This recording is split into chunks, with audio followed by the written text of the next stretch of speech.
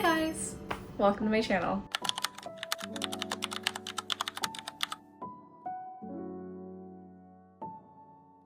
If you read the title, then you know what this video is going to be about. I want to preface this video by saying that if you are an expectant mother watching this, you can do this. No matter how out of control things may seem, you are in control. Always remember that. Anyways, on to the video.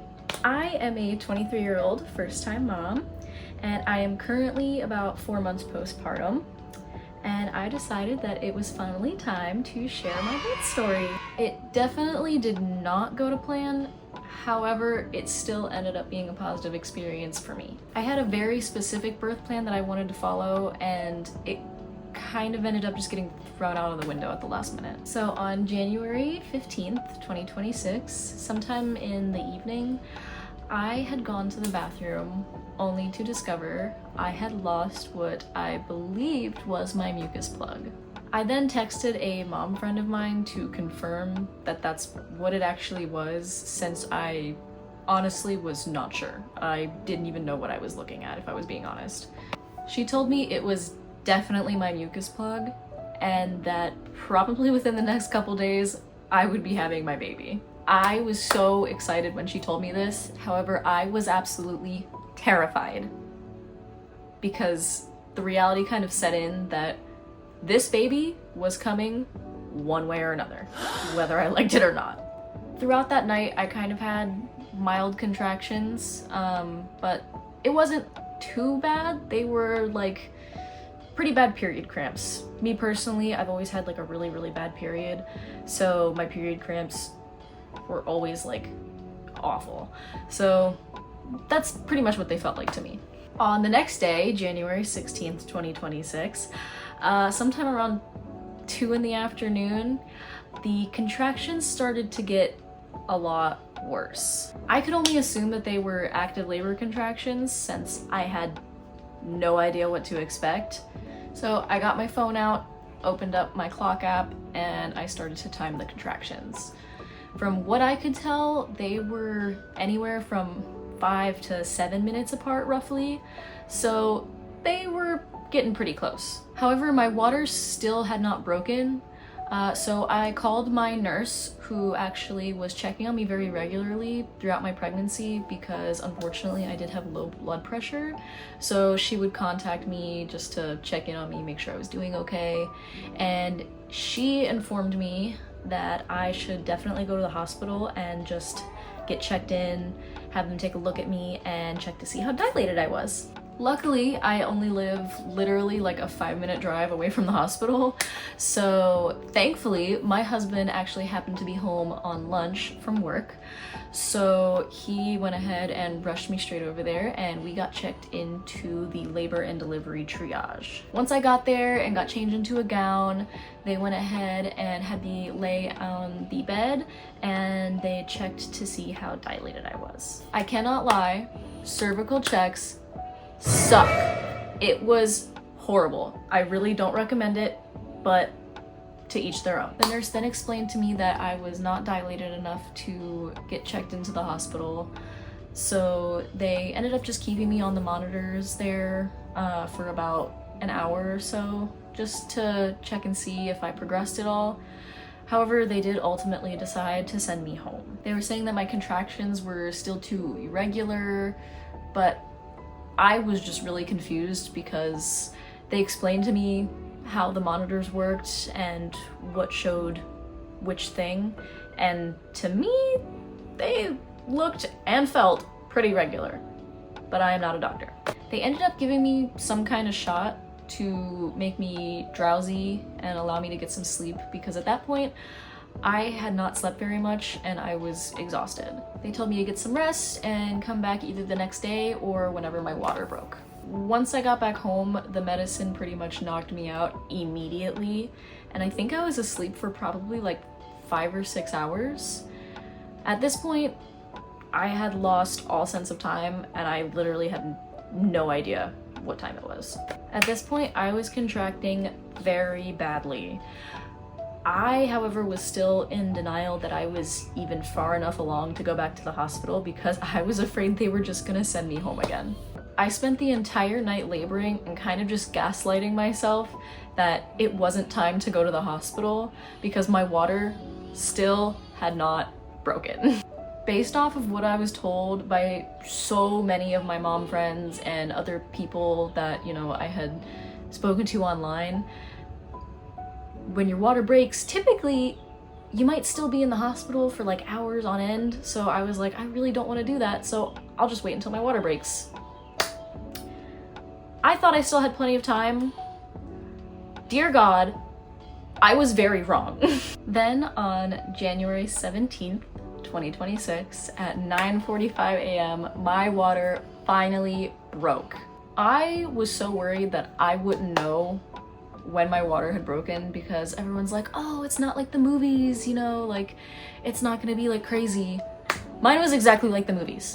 It was gushing, there was the broken water everywhere, there was amniotic fluid all over my bedroom. It was ridiculous. It just kept coming and coming and coming. I looked at my husband and I told him that my water had broken. I do not think I have ever seen somebody so excited to go to a hospital. I kid you not, he quite literally leaped out of bed and rushed to go put our bags in the car. At this point, I was contracting so badly, I could not even walk. My husband helped me get into the car and then we literally sped around the corner to the hospital. Thank God the hospital has valet parking, so we were able to just leave the car and he was able to just bring me up to L&D in a wheelchair. Once we got up to labor and delivery, we got checked into triage by about 10:15 a.m. This is where things started to get a little bit blurry because I was in so much pain. I looked at my husband and I asked him, I was like, can you please ask them about the epidural? Because that was on my birth plan. I looked at the nurse and asked her about the epidural, and she quite literally looked at me and smiled and then looked at my husband and goes, I think she was trying not to scare me, but obviously that did not work. I started freaking out. I was crying and the nurse and my husband were both trying their best to console me. Apparently, I was already 10 centimeters and ready to push.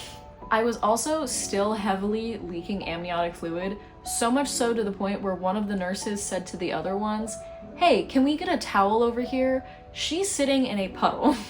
Thank God they finally moved me to my delivery room, and I had a very small team, but they were wonderful. So I had the OB delivering the baby, I had a midwife on my left leg, and then I had my husband on my right leg. These ladies were absolute angels, and I am so grateful that I had them. They were exactly everything that I needed. They were kind, supportive, and caring, but they were also very firm and coached me through exactly what I needed to do. They also coached my husband because, surprise, he was helping deliver the baby. They told me it was time to push, and they told me to push like I was pooping. I had no idea what I was doing. So the first couple pushes weren't really pushes because I wasn't doing it correctly. Finally, I started pushing correctly and I was already crowning. At this point, I was absolutely exhausted already between not sleeping and now also pushing. I thought I was going to literally fall asleep. I was just saying over and over and over again, I can't. My OB looked at me and she said, honey, if you listen and do exactly what I tell you to do, I promise you I will have this baby out in the next 5 minutes. That was the best thing I had heard all morning. I just looked at her and I went, okay. Immediately I put all of my energy into pushing. It was the most excruciating pain I have ever felt in my entire life. I was screaming bloody murder. Honestly, looking back, I feel kind of bad just for the fact that if there was any moms who were in the rooms next to me who were getting close to delivery, I really hope I didn't scare them. My husband even looked at me afterwards and said, "I never want to hear you scream like that again." After pushing for about 2 to 3 contractions, they finally told me that her head was out. They told me if I gave one more really, really big push, her body would be out and everything would be done. Her shoulders being delivered hurt so much worse than her head, and I wasn't expecting that. In my mind, once the head was delivered, like, that was the hardest part. Wrong. Finally, I finished pushing and it was the biggest relief of my life. And then finally, I heard her little cry and it was the most amazing thing I have ever heard in my life.